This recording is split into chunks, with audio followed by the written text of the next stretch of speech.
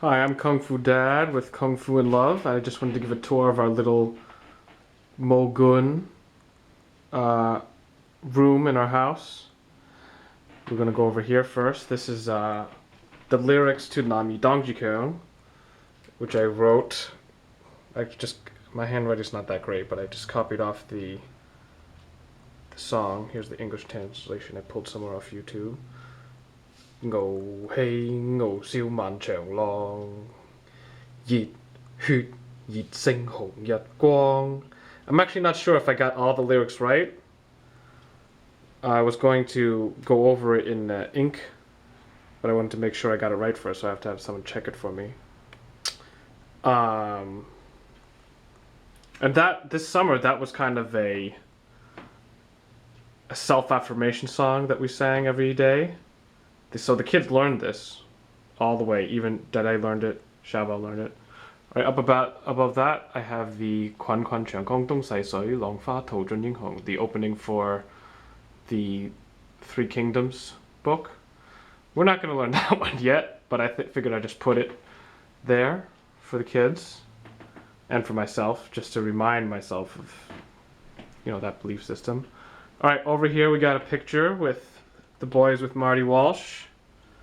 And then this is a stone that one of my students slash friends slash mentors gave to me. And he's sort of into the mysticism and the shamanism, that kind of thing. And this is kind of a spiritual rock. So this is kind of our altar. And it's just kind of our altar, because sometimes toys will find their way onto here too. But I think it's important to have something altar-like. This is our Buddha board, which I haven't been using much, but I didn't put any water in here, but basically you paint on this and it evaporates. These are some pictures of Grace's old performances, when she was part of Gun Gok. I pulled it from another room in the house. I figured all the Kung Fu Lion Dance stuff should go in one room. It gives some, energy to the room where I'm teaching Kung Fu. This is an eagle kite that childhood friend's father gave to me. And then we plated it, of course, and then we broke it. So now it's more for decoration. And I like it. It's the eagle. It symbolizes flying. Alright, and here's our lion dance section. I was taught that the lion head should be placed, should not be placed like this, but this particular lion head, if you tilt it forward, it falls. So that's why it's placed like that. It was placed down here, below, and we had an adult-sized lion up here, but the adult-sized lion had real rabbit fur, which means that it attracted moths, so he went up in the attic. This is a dragon thing I made with the kids. As you can see, the children did the decorating for the painting and the construction paper. But honestly, I don't think if I could really make it look that much better. So why not just have them do it? I don't know what I'm gonna use it for. It was sort of like a cross between a Kalen and a dragon. This is a lion head I made a while ago. But so that's over here too. But these are things we could pull out for Chinese New Year if we ever get people to parade them. For now, we've just been using this one because Noah does that. And I play drum. And underneath the drum are a couple of other flat-faced lion heads I made. Below that we have various books that might somehow pertain to Kung Fu here. We got Wild Swans, King Hui, Fist Stick Knife Gun, none of which we've really even talked about yet. We got our drums.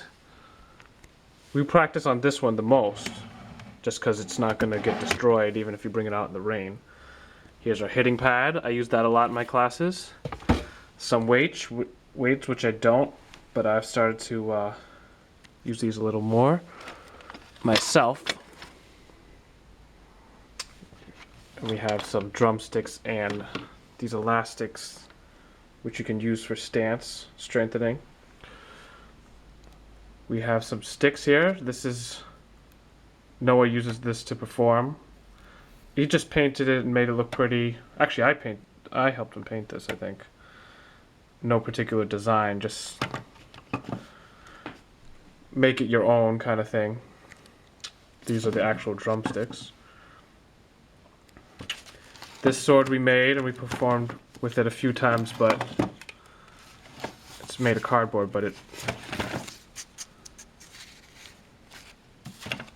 we use the stick ones now. But we started with those, with foam core and cardboard ones. Over here we have sticks. They're a little shorter, both for Noah's size and so that he doesn't hit lamps. I use this one in the house so that when I demonstrate again, so I don't break anything.